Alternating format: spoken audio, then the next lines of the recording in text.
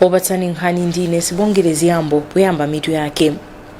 President Chakwera wasankha mlangizi wake pa nkhani za maamulo watsopano. Koti ladutsa pa belo ndinaka la Chelsea mchacha ndi anthu ena awiri mwana wamanga dzulo paganza kuti anagwiritsa ntchito ndalama za boma kuchisangalo cha ukwati. Bungwe la anthu lakunga cha ubino la khumulo la polisi ochedwa fufuza ndi kumanga omwe adapha mmodzi mwa iwo mu mzinda wa Blantyre masiku apitawo, ndipo nkhani zina anthu amfuti ku Nigeria apulumutsa ana asukulu omwe zigawenga za chisilamu zimasunga mwakakamiza. Tindizi komanso zambiri mukhale pomwepo. President Lazarus Chakwera wasankha Athabo Chakaka Nyirenda pa udindo wa mlangizi wa boma pa zamaamulo. Mlembi wa ofisi ya president ndi nduna azangazanga chikosi atsimikiza za kusankhidwa kwa Achakaka Nyirenda pa udindowo.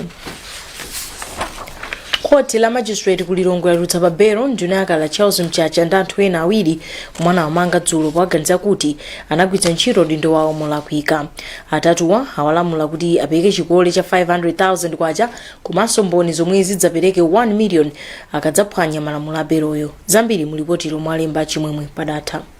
Nduna ya ulimi othirira ndi chitukuko cha madzi a Chelsea mchacha pamodzi ndi anthu ena awiri a Moses Mwenye komanso Dr. Henry Njoloma awapatsa beloyi pomwe anawamanga lachinayi usiku. Nduna yakaleyi akuiganizira kuti inapindula ndi ndalama za boma, ndipo awiriwa akuaganizira kuti anathangatira ndunayi kuti ipindule ndi ndalamazi, ndipo a Oscar Taulo ndi mmodzi woyimira anthuwa.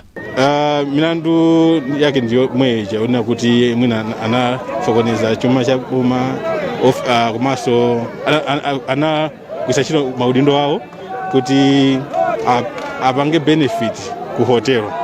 Amchacha pamodzi ndi awiriwa anawamanga pataveka kuti ndalama zina anazitumiza ku hotela ina ku Blantyre usiku omwe anachititsa ukwati, ndipo atatuwa awapempha kuti azikaonekera ku bungwe la ACB pa sabata ziwiri zilizonse komanso kuti apereke zikalata zawo zoyendera ndi kuti apereke ndalama yokwana 500,000 kwacha ya belo komanso mboni zomwe zili ndi katundu wokwana 1 million kwacha. Ndine chimwemwe padatha malo mwa Zodiak.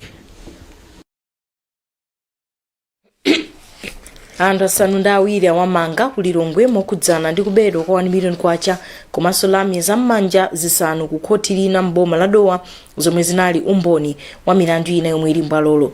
Mneneri wa apolisi kulilongwe Joseph Kachiko watiuza kuti pakadali pano apolisi apeza ndalama yachinyengo komanso imodzi mwa lamya zomwe zinabedwa ku Dowako. Ndipo anthu pa tsamba lathu la Facebook la Zodiak online akupeka maganizo awo pa nkhani ina yomwe yachitika ku Nkhotakota. Koti umeneko lamanga ana omwe ndi anyamata awiri, wina wa zaka 15 wina wa zaka 16 kamba kogwiririra. Onsewa awalamula kukhala ku ndende ya ana kwa zaka zitatu. Mnyamata wa zaka 15 anagwira mwana wa zaka zitatu, koma chomwe chawotsa mtsutso ndi kumangidwa kwa mnyamata wa zaka 16 kamba kokwatiranso mtsikana wa zaka 16, pomwe mnyamata akupita ku ndende bwezi lakeli ndi fulu ngakhale kuti anawa ndi azaka zimodzi. Onani zina zomwe anzanu akulemba pa peji lathu la Zodiak online Facebook.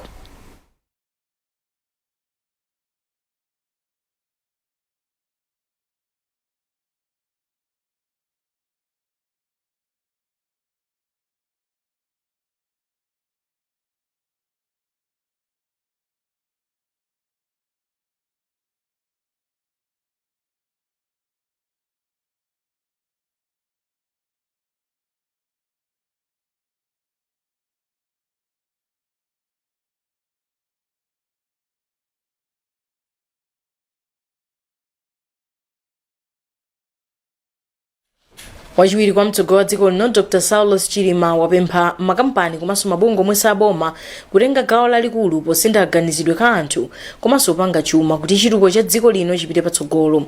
Iwani na izi lachisanu ku Blantyre pomwe anali mlendo olemekezeka pa msonkhano wa kampani wokambirana za kusintha kwa kaganizidwe komanso kupanga chuma.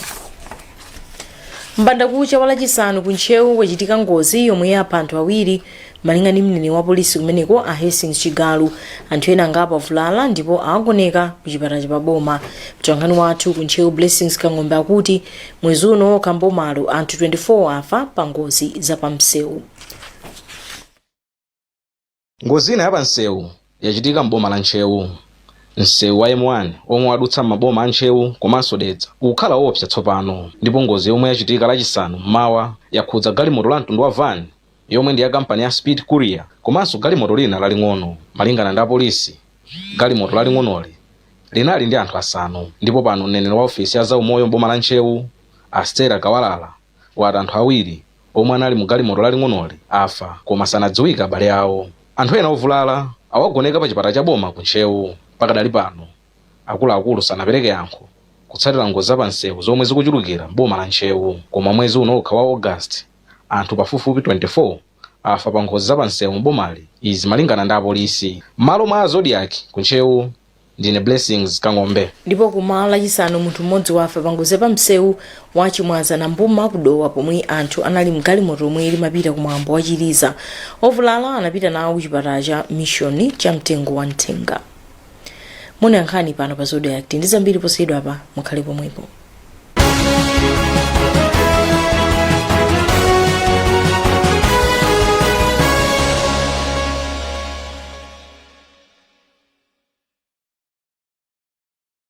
Good news to those staying in Zomba. The most affordable reliable network access is now available in town. Get your access business number today and enjoy the affordable rates. For more information, call 0212 200 200. Access your world. We all start differently, but we can all start with the strongest protection. Because some start early, others start late. Some from little homes, others from big ones.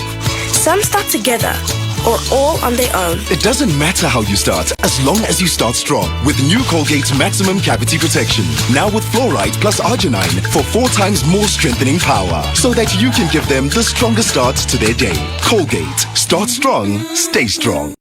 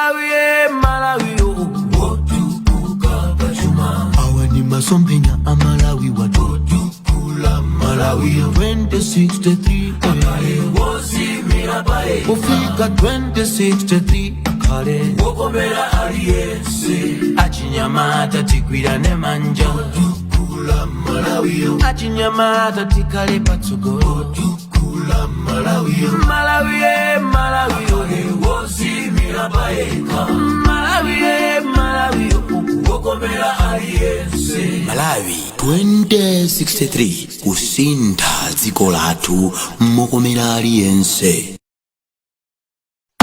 To achieve great things in life, you must do little things every day, like the 1, 2, 3 with Colgate. 1, wake up. 2, brush up. 3, smile through your day with a fresh breath and strong tea. Smile through your day with a fresh breath and strong tea. Do the 1, 2, 3 with Colgate and give yourself a future to smile about. Mona Malawi anzanga. Nkhondo yogonjetsa COVID-19 ndi ya wina aliyense. Tili limodzi. ine ndinasankha kulandira katemera wa covid-19 atangoyamba kuperekedwa chifukwa monga namwino moyo wanga umoyo wa odwala amene ndimawasamalira abale anga ndi dera langa ndi zinthu zomwe ndimazika pa mtima panga kwambiri. Katemera wa covid-19 anditeteza ine ndi ena omwe analandira katemerayo ku chiopsezo choti tingadwale mwakayakaya, kugonekedwa mchipatala kapena kutaya moyo wathu chifukwa cha covid-19. Kulandira katemerayo kutithandiza kuthana ndi muliri wa covid-19 limodzi. Ziwani zambiri za katemerayo ndi kupanga chisankho cha nzeru. Sankhani katemera, tetezani tsogolo. If there's one thing that all soaps do, it's wash. From buckets to basins, bathrooms to streams, and everything in between.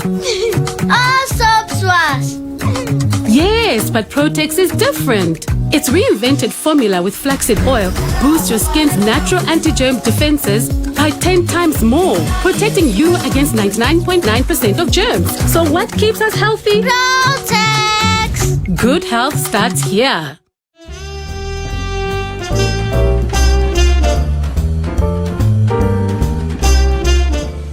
Wow, hi Nancy. Wow, how are you? I'm good, and how are you? But how have you managed to, to have this beautiful and well-stocked shop, Nancy? My friend, these things don't come on a silver platter. Tell me about it. You need to invest. I had to grow my money. I grew every single penny that I made out of my monthly savings. You know what? Sometimes you don't just have to use all the money that you get. You really need to make an investment. So, yeah, this is it. But where do I start? I get so little money and I'm thinking that, is it possible to reach this far? My friend, it doesn't mean that you should have all the money in the world. Come on. You can save even the little money that you get each month. There are so many ways of making an investment. Really? Yes, this could be investing in financial assets. You can make a fixed and savings deposits with commercial banks. You can buy an insurance policy. You can invest in treasury bills. You can also invest in physical assets like commodities or property. Make a decision today. Invest your money to accomplish your goals.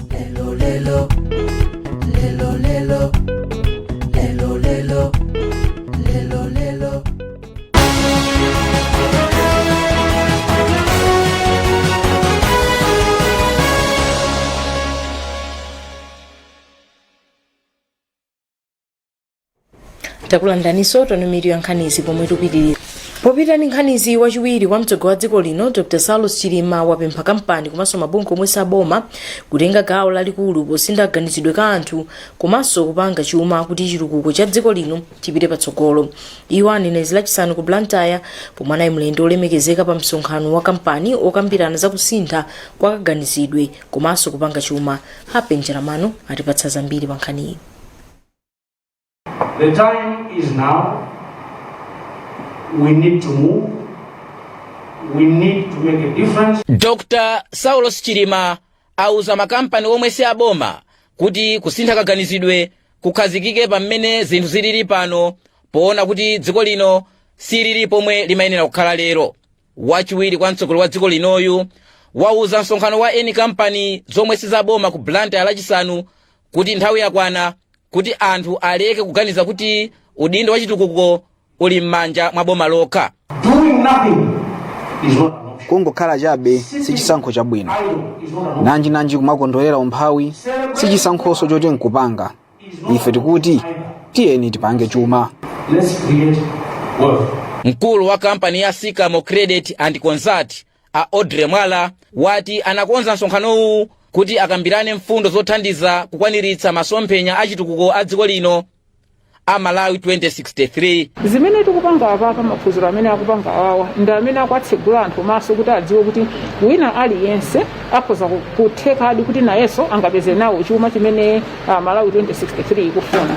Tinaonetsetsa kuti mmene timapanga conference tiyang'ane anthu okhaokha amene chuma chawo anachipanga okha. Msonkhanowu unabweretsa pamodzi eni kampani monga mwini wake wa Crossroads Hotels a Haruni Sakrani, mwini wake wa Simama Group of Companies Bishop Dr. Abraham Simama, mkulu wa nthambi ya boma ya Malawi National Planning Commission Dr. Thomas Mundhali, komanso wamalonda wa dziko la Zambia Adumisani Ngube.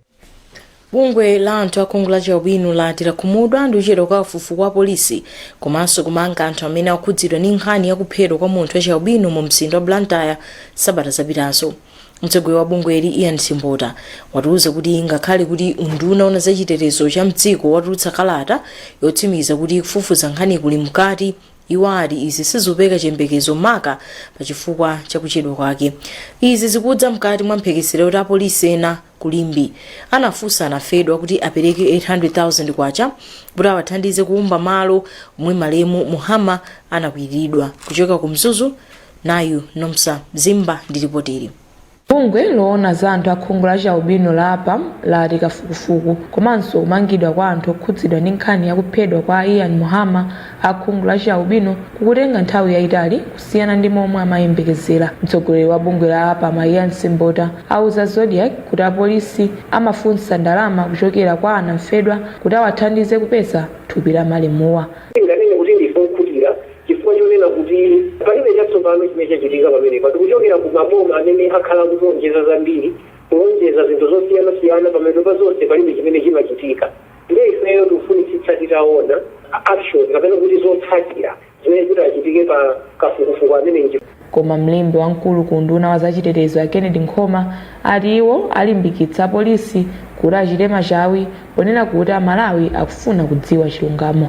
unduna wakumbutsa Inspector General kuti udindo umenewu uonetsetsa kuti zidziwike bwinobwino ndipo kuti maofisa athu amene adatseka ndondomeko ya nkhani imeneyi adayiyendetsa bwanji, kodi adatsata njira zotani, adachita zotani, adamuuza ndani achibale ndina adazidziwa, popeza anzathu apa mwakunena kuti achibale sanauzidwe. koma mneneri wa polisi James Kadadzera atiuza kuti iwo adakafufuzabe nkhani ndi kuti Amalawi azadziwitsidwa posachedwa. Ian Muhammad anapezeka masiku apitawo kumaoni mu mzinda wa Blantyre ndipo imfa yawo yabweretsa chiwerengero cha anthu omwe aphedwa akhungu la chaubwino kufika pa 9 chaka chino chokha. wapampando wa bungwe la Competition and Fair Trading Commission Dr. Jerry Jana wati kuchepa kwa anthu ogwira ntchito komanso ndalama kuchititsa bungweli kuti lisamagwire bwino ntchito. malinga ndi Jana bungweli lifunika kugwira ntchito 49 kwa pakadali pano lili ndi anthu 26. bungweli akhazikitsa ndondomeko ya zaka zisanu yomwe ikhale kutsogolera ntchito za bungweli mpaka 2026. anafe mlamba olemba ripotiri. ngati njira imodzi yotukulira ntchito zake, bungwe la Competition and Fair Trade Commission CFTC lakhazikitsa mulozo wa zaka zisanu omwe ukhala kutsogolera ntchito zake kuyambira chaka chino mpaka chaka cha 2026. malinga ndi wapampando wa bungweli Dr. Jerry Jana, mfundo yayikulu mu mulozowu ikhala kuwunikira ndondomeko zoteteza ufulu wa anthu ogula. Dr. Jana komabe wati kuchepa kwa anthu ogwira ntchito komanso chuma chogwirira ntchito ndi mavuto omwe angalepheretse kugwira ntchito zawo molingana ndi mulozowu. bungweli limafunikira kugwira ntchito 49 koma pakadali pano ali ndi theka la anthu ogwira ntchito komanso kuti amadalira thandizo lochokera ku boma zomwe Dr. Jana ati sizimakwanira kugwiritsa ntchito chaka chonse. zilipo zambiri zimene tikanatha kumachita zimene zikuchitika kunjaku monga zina zimene ndanena kuti mitengo ya zinthu zimene zikuchitira tikapanga ma investigation tikupeza kunena kuti kodi nkhuku zinthu zikuyenda bwanji, ma distribution ya nkhuku chani zonsezi zimachita affecting. koma kuti tichite zonsezo ofunika anthu. mu mulozo wa chaka chino mpaka 2026 bungwe la CFTC lifuna kulimbikitsa ntchito luso la makono mu ntchito zawo pofuna kuti litukule. mu mulozo wake wa chaka chino mpaka 2026 bungwe la CFTC lati likufuna kutukula ntchito za luso la makono pofuna kuti ntchito zawo zizigwirika mwachangu komanso. tsopano tunapo nkhani za masewero.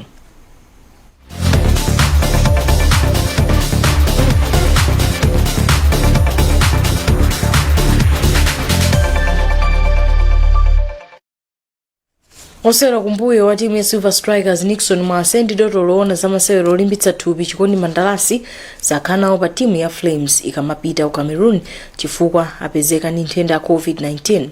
mkulu wa za mipikisano ndi ufaitsa nkhani za farm Gomeziyani zakazaka watawiriwa ambakali kukhala kwawokha mudzipatula monga mwa malamulo. timu ya dziko lino isewera ndi timu ya dziko la Cameroon pa 3 September mu mzinda wa Yaounde mndima yachipulula ya mpikisano wa 2022 FIFA World Cup.